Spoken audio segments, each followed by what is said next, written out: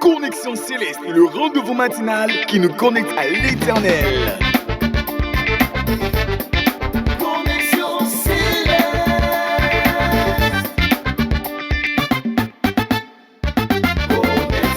Restons connectés à l'écoute de l'Éternel. Shalom à toi, bien-aimé, que la faveur de Dieu soit avec toi, que Dieu bénisse ta vie, que Dieu bénisse cette semaine dans le nom de Jésus-Christ de Nazareth. Que la faveur de Dieu te précède pendant toute cette semaine. Que tout ce que tes mains m'ont touché soit béni au nom de Jésus-Christ. Que cette semaine soit une semaine de victoire pour toi et que la grâce de Dieu te localise dans le nom de Jésus-Christ de Nazareth. Bienvenue encore à cette semaine de bénédiction.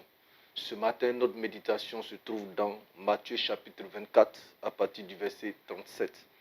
Il est écrit: ce qui arriva du temps de Noé arrivera de même à l'avènement du Fils de l'homme.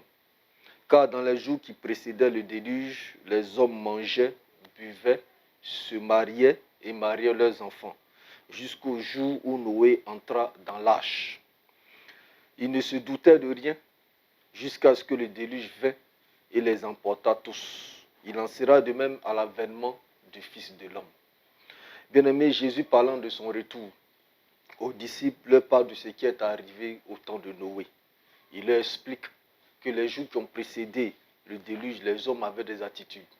Ils mangeaient, ils se mariaient, comme le dit Matthieu 24, verset 38. Car dans les jours qui précédaient le déluge, les hommes mangeaient, buvaient, se mariaient et mariaient leurs enfants jusqu'au jour où Noé entra dans l'arche. Et Jésus va ajouter, ils ne se doutaient de rien. C'est-à-dire qu'ils ne voyaient même pas le déluge venir. Ils étaient occupés à gérer leurs affaires, à gérer leurs projets. Ils n'avaient pas le temps de penser à un déluge qui va venir. Bien-aimés, n'est-ce pas la même chose que nous vivons en ce moment? Personne ne se doute de quelque chose. Chacun va à ses occupations. Chacun cherche son argent. Chacun cherche à se marier. Chacun gère ses projets. Personne ne se doute que Jésus-Christ va revenir. Personne ne parle du retour de Jésus-Christ. Et pourtant, bien-aimé, Jésus revient. Toutes les prophéties qui annoncent ce retour-là se sont pratiquement tous accomplies. Que fais-tu? Comment te comportes-tu? Tu fais comme les personnes qui, au temps de Noé, ne se doutaient de rien. Ils n'ont pas vu le déluge venir. Ils vaquaient à leurs occupations. Bien-aimés, ils ont subi la rigueur du Seigneur.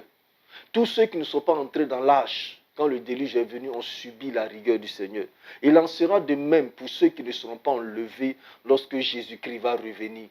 Ils vont subir la rigueur des événements qui vont venir après le retour de Jésus, après l'enlèvement. Bien-aimé, comment tu te prépares? Comment tu te prépares? Tu es toujours à l'église, c'est vrai. Tu côtoies les serviteurs de Dieu, c'est vrai.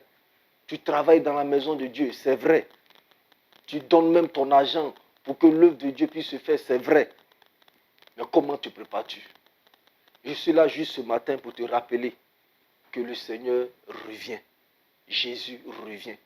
Comme Dieu parlait à Israël, ce matin, je suis venu aussi t'exhorter.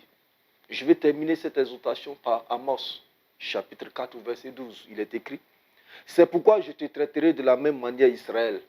Et puisque je te traiterai de la même manière, prépare-toi à la rencontre de ton Dieu, ô Israël.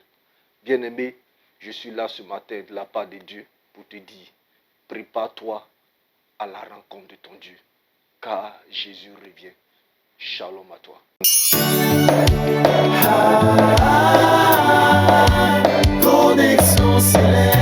Le rendez-vous matinal qui vous rapproche de l'Éternel.